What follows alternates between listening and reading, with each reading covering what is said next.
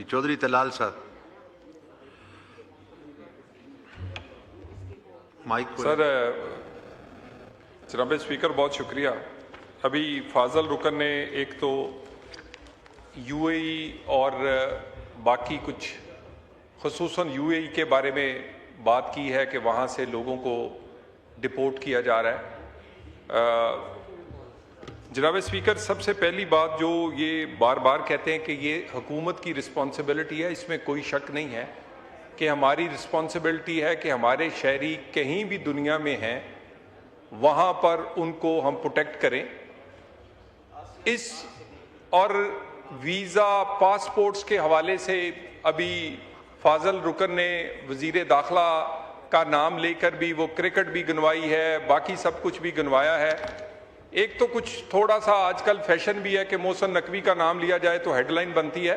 बात कारकर्दगी पे करें ना, काम पे करें, इस डिपार्टमेंट पे करें कि जब से वो इंटीरियर में है, मैं आपके सामने हूँ, आप खुद इंटीरियर में रहे हैं, अपना दौर भी और हमारा दौर भी साल 2 साल 2.5 साल जितना हमें हुआ है उसकी कारकर्दगी इस हाउस में रखें। मैंने कई दफा ऑफर किया है और उस पर तनकीद करें। काम और कारकर्दगी पर अगर उसमें कोई मामला है तो उस पर तनकीद करें।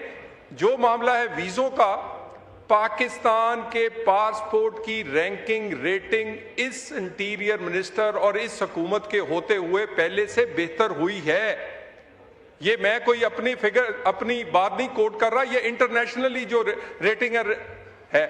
इसके बाद हमारे जो वीज़ाज हैं उस पर बहुत सारे ममालिक के साथ ऑफिशियल पासपोर्ट पे, डिप्लोमेटिक पासपोर्ट पे और बहुत सारे मुल्कों के साथ पाकिस्तान के नॉर्मल पासपोर्ट पे जो वीज़ाज हैं वो वीज़ा फ्री एंट्री के एग्रीमेंट्स इस दौर में हुए हैं, जिसमें से एक यूएई भी है जिसमें ऑफिशियल पासपोर्ट और डिप्लोमेटिक पासपोर्ट पे पहले ये एंट्री नहीं थी लेकिन अब दी जाती। अब हम यहाँ पर न जाने क्यों खुद से ही ये सब कुछ किसी मुल्क के अगेंस्ट नैरेटिव बिल्ड करने की कोशिश करते हैं कि किसी फिरके की बुनियाद पर वहां से लोग डिपोर्ट हो रहे हैं।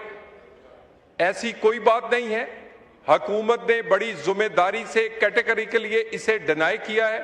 हमारे यूएई के साथ तल्लुकात बिल्कुल ठीक है और इस महीने की रेमिटेंस में भी पाकिस्तान में सबसे ज्यादा कंट्रीब्यूट करने वाले हमारे भाई नंबर 1 पे सऊदीया से हैं और नंबर 2 पर यूएई से हैं।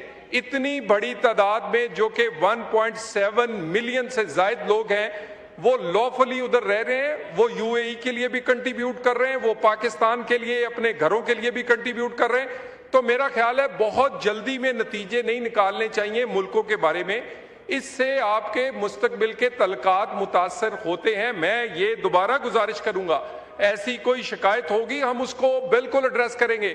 हमारे लिए कोई भी पाकिस्तानी वो किसी भी मजहब से किसी भी रंग से तल्लुक रखता है, एक तरह ही हुकूमत उनको प्रोटेक्ट करती है।